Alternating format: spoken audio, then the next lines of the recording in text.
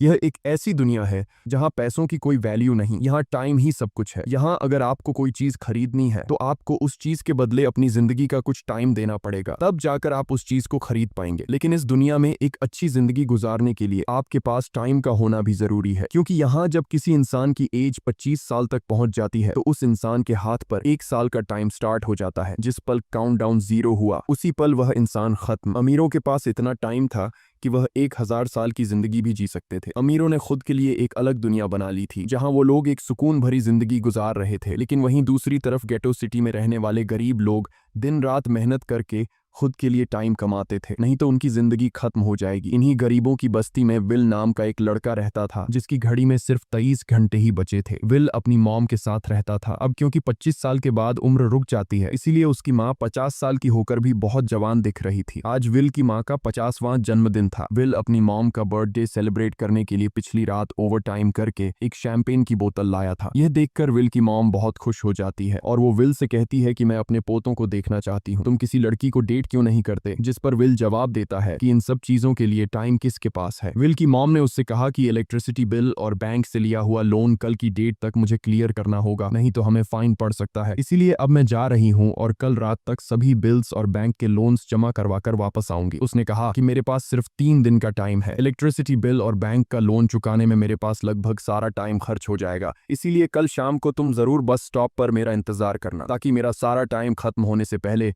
मैं तुमसे कुछ टाइम ले सकूं। इस पर विल ने कहा ठीक है, मैं टाइम पर पहुंच जाऊंगा। जाने से पहले विल की मां विल के हाथ को छूकर उसकी बॉडी में 30 मिनट ट्रांसफर करती है ताकि विल अच्छा नाश्ता खरीद कर खा सके। इसके बाद दोनों अपने अपने काम पर निकल गए। रास्ते में विल के पास एक छोटी बच्ची आती है। वो विल को एक कैप्सूल देकर विल से उसका थोड़ा सा टाइम मांगती है। विल मुस्कुराते हुए उस छोटी बच्ची को कैप्सूल में अपनी जिंदगी का 5 मिनट का टाइम दे देता है और वह चली जाती है। यहाँ हमें पता चलता है कि ये लोग अपने टाइम को एक कैप्सूल में स्टोर भी कर सकते हैं, जिससे यह लोग कभी भी यूज और ट्रांसफर कर सकते हैं। इसके बाद विल काम के लिए फैक्ट्री पहुंच जाता है। काम शुरू करने से पहले वह कॉफी लेने जाता है, लेकिन वहां वह देखता है कि हर एक चीज का दाम डबल हो गया है। जहां पहले कॉफी 2 मिनट की मिलती थी, अब उसका प्राइस डबल होकर 4 मिनट हो चुका है। यहाँ पर कभी भी किसी चीज का भी दाम बढ़ा दिया जाता है बिना किसी अनाउंसमेंट के। ये बात विल को बहुत बुरी लगती है। मजबूरी में विल ने भी कॉफी के लिए अपनी जिंदगी के 4 मिनट पे किए और काम पर लग गया। दिन भर के काम के बाद रात के वक्त विल अपने दोस्त के साथ एक बार में जाता है। विल का दोस्त एक नंबर का शराबी था। वह हर वक्त शराब के नशे में टली रहता। विल का दोस्त विल को इशारे में बताता है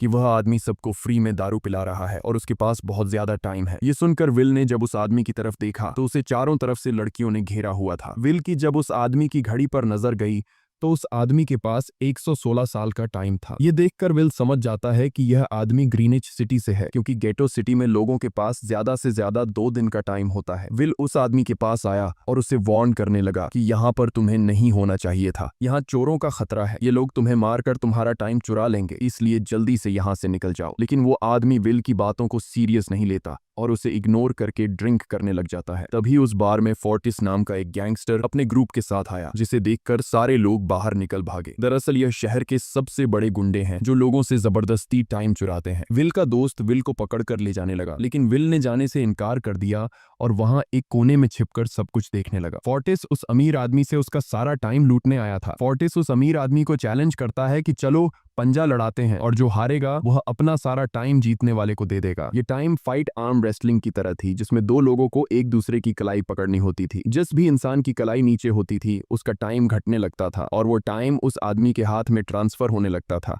जिसकी कलाई ऊपर होती थी। इस तरह जीतने वाला इंसान सारा टाइम उस दूसरे आदमी से अपनी बॉडी में स्टोर करके उसे मार देता।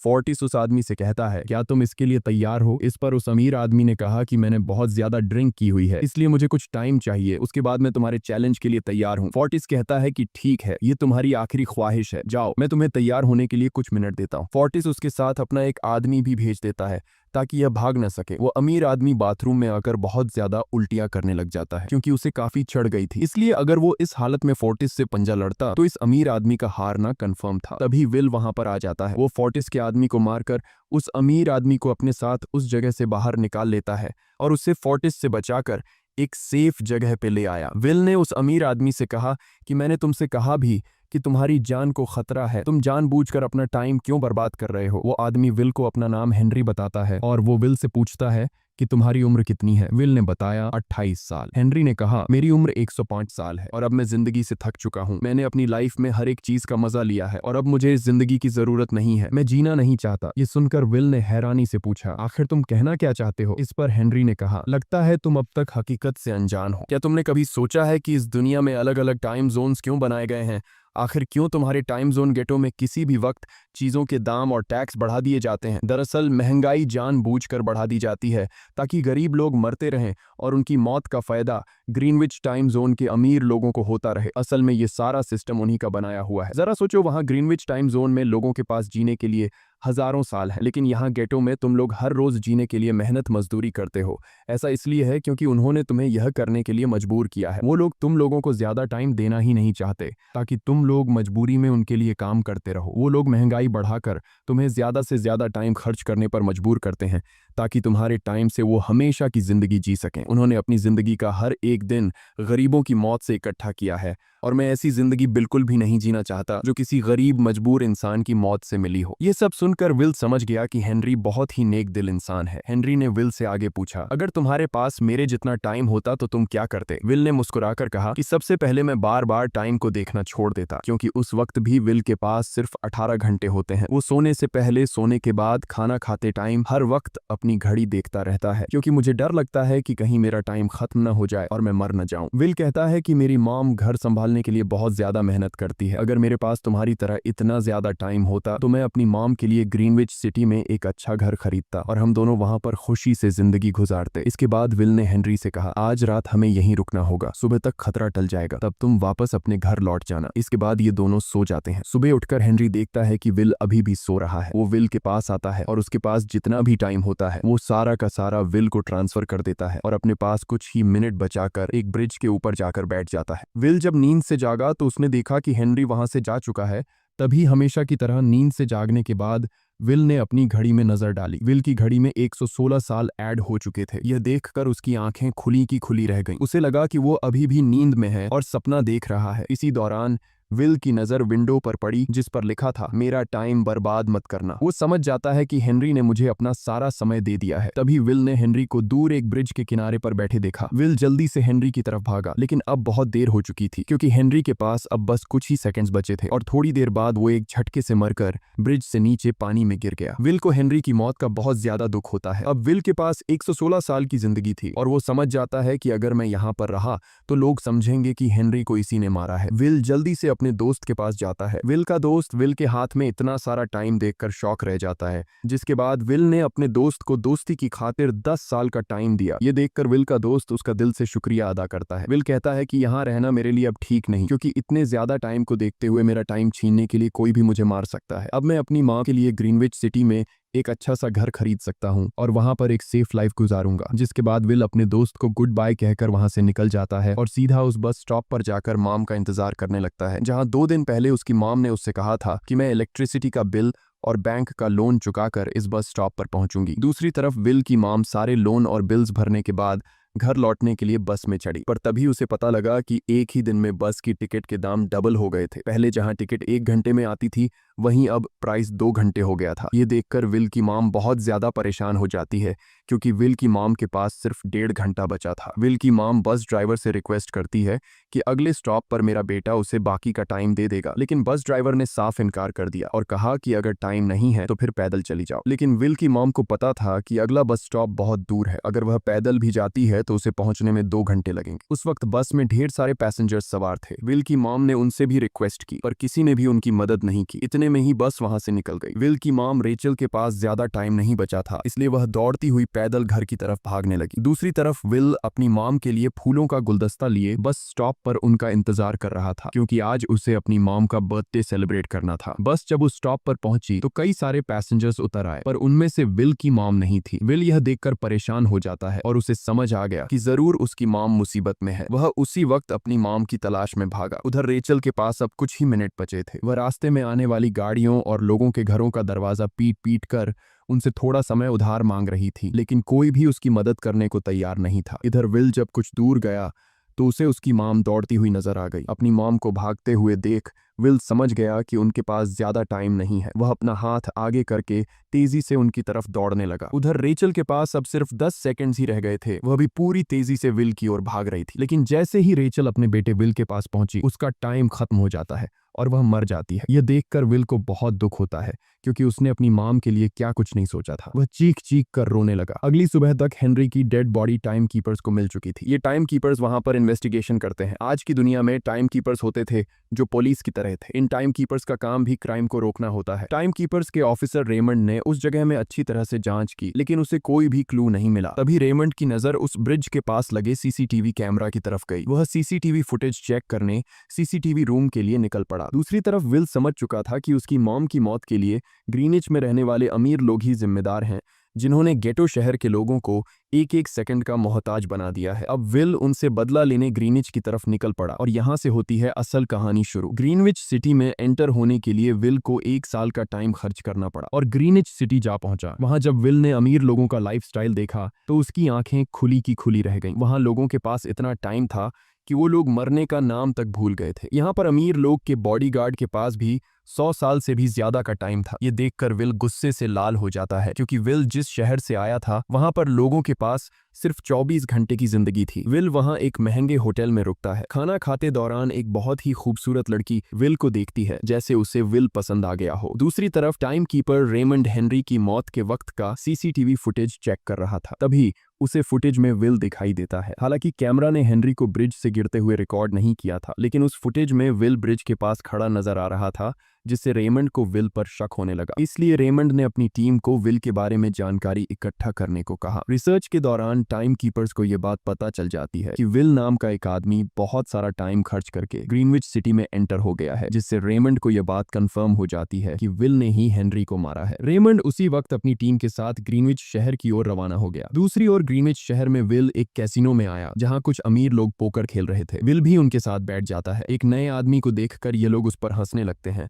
लेकिन विल गैम्बलिंग में माहिर था।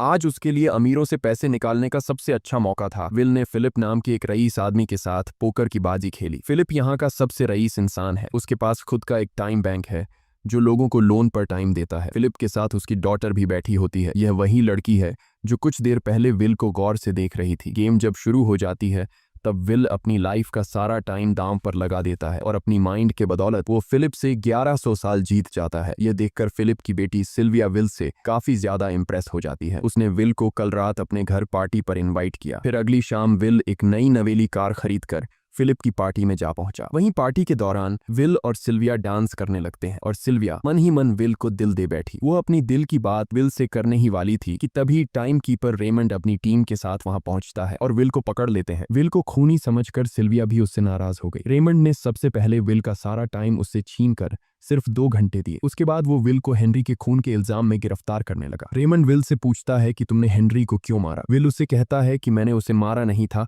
बल्कि वो खुद जीना नहीं चाहता था, इसलिए उसने मुझे 116 साल दिए और बाद में उसने खुद की जान ली। लेकिन रेमंड विल की बात पर यकीन नहीं करता। विल समझ जाता है कि रेमंड मुझे हेनरी के झूठे केस में फंसाकर उम्र भर कैद के लिए मुझे जेल में डाल देगा। इसलिए वह मौका देखते ही रेमंड के आदमियों को मारकर खुद को आजाद कर लेता है और उनकी बंदूक लेकर सिल्विया को बंदी बना लिया। सिल्विया को ढाल बनाकर विल उसे साथ लेकर भाग निकला और रेमंड और उसके आदमियों को चकमा देता हुआ वापस गेटो शहर आ पहुंचा। इस दौरान विल के पास टाइम काफी कम बचा था। उसने सिल्विया से कुछ टाइम उधार मांगा, लेकिन सिल्विया ने उसे 1 सेकंड भी देने से इनकार कर दिया क्योंकि वह भी उसे हेनरी का खूनी समझ रही थी। इसलिए वो और तेजी से गेटो शहर की तरफ कार दौड़ाता है ताकि वहां पहुंचकर किसी से टाइम उधार ले सके। जल्दबाजी में उसका ध्यान आगे सड़क पर बिछी कंटीली तारों पर नहीं पड़ता, जिससे टकराते ही विल की कार ब्रिज से नीचे गिर जाती है। इस एक्सीडेंट में विल और सिल्विया बेहोश हो गए। असल में रास्ते में वह कांटे फोर्टिस और उसकी गैंग ने बिछाए थे। फोर्टिस ने देखा कि सिल्विया के पास 10 साल का टाइम था। वो सिल्विया का सारा टाइम चुरा कर वहां से निकल जाते हैं। इतने में ही विल और सिल्विया को होश आया। सिल्विया ने जब अपने हाथ की तरफ देखा तो वो परेशान हुई क्योंकि उसके पास सिर्फ 30 मिनट ही बचे थे और विल के पास भी कुछ मिनट ही बचे थे, पर फिर भी उसने सिल्विया को अपने कुछ मिनट दिए, जिससे इन दोनों का टाइम बराबर हो गया। इसके बाद विल सिल्विया को लेकर जल्दी से अपने दोस्त के घर जाता है जिसे उसने 10 साल दिए थे। जब उसके दोस्त की वाइफ ने दरवाजा खोला और उसने विल को देखा तो उसने विल से नाराजगी जताते हुए कहा, तुम्हारे दिए हुए 10 साल ने मेरे हस्बैंड की जान ले ली। उसने सारा टाइम शराब में उड़ा दिया जिससे उसकी मौत हुई। ये सुनकर विल मायूस हो गया, लेकिन अब इन दोनों के पास भी ज्यादा टाइम नहीं था। अगर यह दोनों जल्दी से कुछ नहीं करते तो इनकी भी मौत पक्की थी। तभी विल ने सिल्विया के कानों में ईयरिंग देखी जो हीरे की थी। उसे बेचकर विल और सिल्विया को 2 दिन का टाइम मिल गया। इसके बाद विल सिल्विया को लेकर फोन बूथ पर आया। उसने सिल्विया के पिता फिलिप को कॉल किया और बताया कि उसकी बेटी अब तक सही सलामत है। उस वक्त रेमंड भी फिलिप के पास ही मौजूद था और विल को भी पता था कि रेमंड भी वहां मौजूद है। विल ने सिल्विया को छोड़ने के बदले 10,000 साल का टाइम मांगा और वो 10,000 साल टाइम बैंक के जरिए गरीब लोगों में बांटने को कहा और कल सुबह तक का टाइम दिया। हालांकि फिलिप के लिए यह रकम कुछ भी नहीं थी, पर फिलिप किसी भी कीमत पर गरीबों को टाइम नहीं देना चाहता था। इधर विल सिल्विया को अपने घर ले आया जहां पर दोनों सुबह होने का इंतजार कर रहे थे। इसी दौरान सिल्विया ने विल से पूछा कि उसकी फैमिली कहाँ है। इस पर विल ने बताया कि पिछली रात ही टाइम न होने की वजह से मेरी माँ की डेथ हुई। ये सुनकर सिल्विया को बहुत बुरा लगता है और उसे एहसास होता है कि यहाँ गरीब लोग हर पल मौत के डर में जीते हैं। उन्हें एक दिन का टाइम कमाने में कितनी मेहनत करनी पड़ती है। अगली सुबह बैंक खुलते ही विल और सिल्विया खिड़की से बैंक पर नजर रखने लगे, लेकिन बैंक ने गरीबों में टाइम नहीं बांटा। सिल्विया ये देखकर बहुत मायूस हो गई कि टाइम के आगे उसके पिता के लिए अपनी बेटी की भी कोई कीमत नहीं थी। अब सिल्विया को समझ आ गया कि उसके पिता सिर्फ बिजनेसमैन नहीं है बल्कि वो इस सिस्टम के हेड हैं। वो गरीब लोगों की मौत से अपनी जिंदगी के साल जमा करते हैं। सिल्विया को यूं मायूस देखकर विल ने उसे वापस घर भेजने का फैसला किया। वो उसे फोन बूथ पे ले आया और अपने पिता को कॉल करके अपने लिए मदद बुलाने को कहा। इस दौरान विल सिल्विया को वेपन भी दे देता है ताकि वो खुद की हिफाजत कर सके। इधर सिल्विया फोन पर अपने पिता से बात कर रही थी कि तभी टाइम कीपर रेमंड चुपके से वहां आ पहुंचा और विल पर गन तान दी। रेमंड विल पर गोली चलाने ही वाला था कि तभी सिल्विया ने रेमंड को देख लिया और घबराहट में रेमंड पर गोली चला दी। ये देख विल घबरा कर रेमंड के पास आया। हालांकि वो गोली रेमंड के हाथ को छू कर निकल गई थी। रेमंड के हाथ से बहुत खून निकल रहा था। विल ने रेमंड की घड़ी देखी। रेमंड के पास सिर्फ 2 घंटे बचे थे। दरअसल टाइम कीपर्स को भी सैलरी के तौर पर हर रोज 1 दिन का ही टाइम मिलता था। विल समझ गया कि जब तक रेमंड के पास उसके टीम वाले पहुंचेंगे तब तक रेमंड का ज्यादा खून बहने की वजह से उसकी मौत हो गई होगी। इसलिए विल रेमंड को 2 घंटे का टाइम देते हुए रेमंड की कार को लेकर वहां से निकल गया। रेमंड को गोली मारकर अब सिल्विया भी क्राइम लिस्ट में आ चुकी थी। हालांकि विल ने सिल्विया से कहा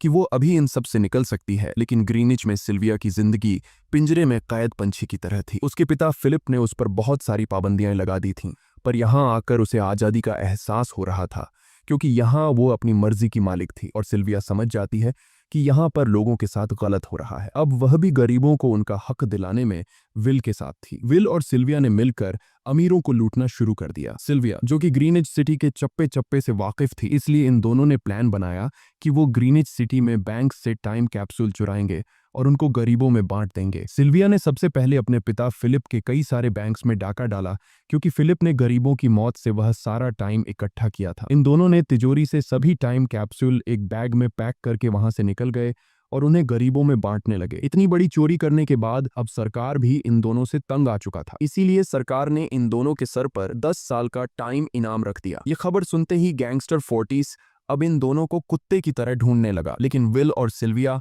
हर रोज अपना ठिकाना बदलते रहते थे जिससे वो किसी के हाथ नहीं आते थे। ये दोनों एक होटल में छुपे हुए थे। इनके पास टाइम की कमी तो थी नहीं, इसलिए उन्होंने पूरे होटल को ही बुक कर लिया था। फोर्टिस इन दोनों की तलाश में उस होटल के बाहर आ पहुंचा। वहां उसने कुछ लोगों को पकड़कर उनसे विल और सिल्विया के बारे में पूछने लगा, लेकिन उन लोगों पर विल और सिल्विया के बहुत एहसानात थे, इसलिए ये लोग मरने के लिए तो तैयार थे पर विल और सिल्विया का ठिकाना बताने के लिए तैयार नहीं थे। लेकिन जब फोर्टिस ने उन लोगों पर बहुत ज्यादा जोर जबरदस्ती की तो उनमें से एक बंदा मौत के डर से फोर्टिस को उस होटल के बारे में बता देता है जहां विल और सिल्विया छुपे हुए थे, जिसके बाद फोर्टिस फौरन अपनी गैंग के साथ वहां पर पहुंच जाता है और इन दोनों को पकड़ लेता है। अब विल और सिल्विया का उनसे बच पाना नामुमकिन था। फोर्टिस ने विल को एक टेबल पर बैठा दिया और उसे टाइम फाइट के लिए चैलेंज किया। विल समझ गया कि अगर मैंने चैलेंज से इनकार किया तो फोर्टिस के गैंग वाले लोग मुझे मार देंगे, इसलिए क्यों ना आज इसके साथ पंजा आजमाया जाए। फोर्टिस और विल ने एक दूसरे की कलाई पकड़ ली और मौत का खेल शुरू हुआ। फोर्टिस माहिर खिलाड़ी था, उसने शुरुआत में ही विल का हाथ नीचे कर दिया जिससे विल का टाइम तेजी से फोर्टिस में ट्रांसफर होने लगा। लेकिन विल बिल्कुल जोर ही नहीं लगा रहा था, जैसे कि वो जानबूझकर हार रहा हो। पर जैसे ही विल के पास अपनी लाइफ के 3 से 4 सेकंड बचे तभी विल ने अपनी पावर दिखाई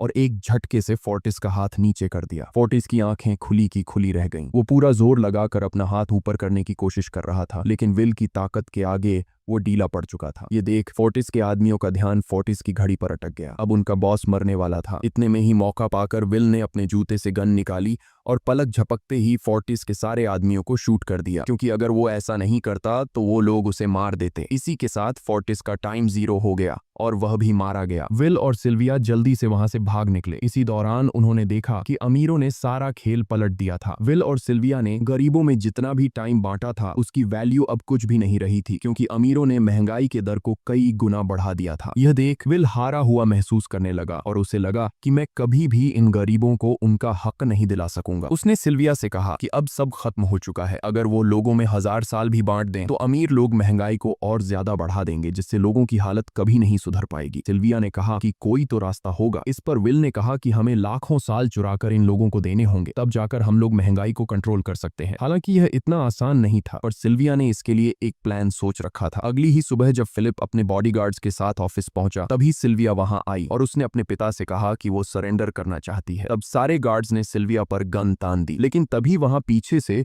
गार्ड के बेस में छिपा विल वहां आ पहुंचा। उसने फिलिप के सर पर गन रखी और उसके जरिए लॉकर का दरवाजा खुलवाया। विल और सिल्विया ने फिलिप के लॉकर से एक टाइम कैप्सूल चुरा लिया, जिसमें 10 लाख साल का टाइम मौजूद था। इस टाइम कैप्सूल का एक एक साल गरीबों की ही मौत से आया था। विल और सिल्विया वह टाइम कैप्सूल लेकर भाग जाते हैं। इधर रेमंड को जब यह बात पता चली तो वह फौरन विल और सिल्विया के पीछे लग गया। जब रेमंड ने अपने हाथ पर घड़ी को देखा तो उसके पास 1 घंटे से भी कम टाइम बचा हुआ था। वह हेडक्वार्टर कॉल करके कहता है कि मुझे मेरी सैलरी कैप्सूल में भेज दो, मेरे पास टाइम कम है। लेकिन इससे पहले कि वह अपनी बॉडी में कैप्सूल से टाइम ट्रांसफर कर पाता, उसे विल की कार दिख जाती है और वह कैप्सूल से अपनी बॉडी में बिना टाइम ट्रांसफर किए उनके पीछे लग जाता है, क्योंकि अगर वो 10 लाख साल गरीबों को मिल जाते तो गेटो टाइम जोन का हर एक इंसान अमर हो जाता और अमीरों का बनाया पूरा सिस्टम तहस नहस हो जाता। रेमंड ने विल और सिल्विया को पकड़ने के लिए अपनी पूरी जी जान लगा दी, लेकिन वो उन्हें रोक नहीं पाया। विल और सिल्विया रेमंड को चकमा देकर गेटो शहर आ गए